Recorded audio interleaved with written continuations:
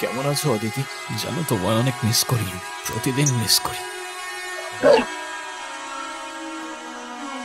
অদিতি, তুমি বলতে তোমার জন্মদিনে তোমার আর কিচ্ছু চাই না, শুধুমাত্র একটা লাল গোলাপ ছাড়া। আর কয়েকটা দিন পরই তোমার বার্থডে। তুমিই বলো এখন কাকে দেবো আমি এই গোলাপ?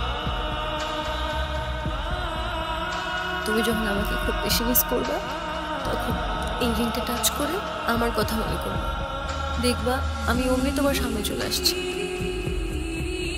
সত্যি? I promise. মিস করছি তো তোমায় অদিতি, অসম্ভব মিস করছি।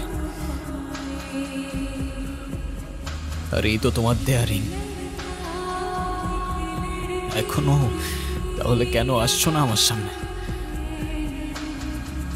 কথা দিয়েও কি তাহলে তুমি কথা রাখবে না অদিতি? অদিতি আর নাই ভাই, ও তোমার ছেড়ে অনেক দূরে চলে গেছে। বাস্তবতাটা বুঝার চেষ্টা করো। শুরু করছো তুমি,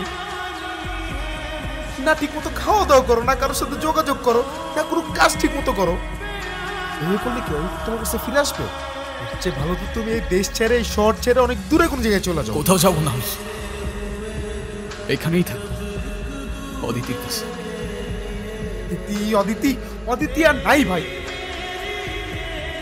চাইলেই সময়ের চাকা বদলানো চায় না বিবেক ভাই। আমি নিজের কষ্ট দিও না। সন্ধ্যার আগে আগে বাসে চলে যাও।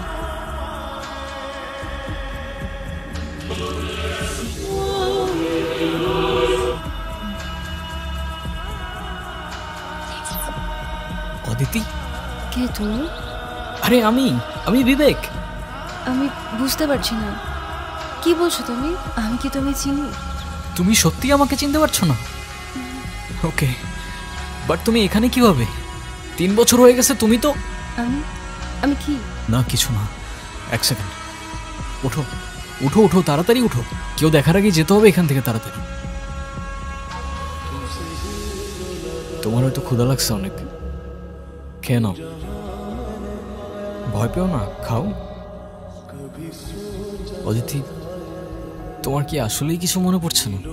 বিশ্বাস করো, আমি অনেক চেষ্টা করছি কিন্তু কিছুই মনে করতে পারতেছি না।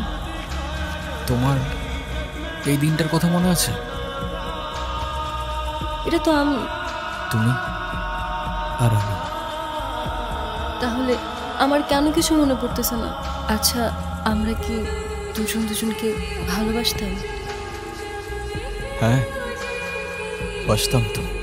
ওই যে একটা কথা আছে না, তোমার জন্য জীবনও দিতে পারি, তেমন ভালোবাসতাম আমরা দুজন দুজনকে, আর এখনো বাসি। আচ্ছা, আমাদের কিভাবে দেখা হয়েছিল? আমাদের প্রথম দেখাটা একটু অদ্ভুত ছিল। গভীর জঙ্গলে তুমি সেদিন একটা প্রজাপতির ছবি তুলছিলে। তবে সেই প্রজাপতি হতে পারে কোনো বাটারফ্লাই এফেক্টের অংশ, নয়তো তোমার আর আমার এভাবে দেখা হবার কথা না। কারণ সেদিন তোমার চোখে প্রজাপতি থাকলেও আমার চোখে ছিল বারুদ।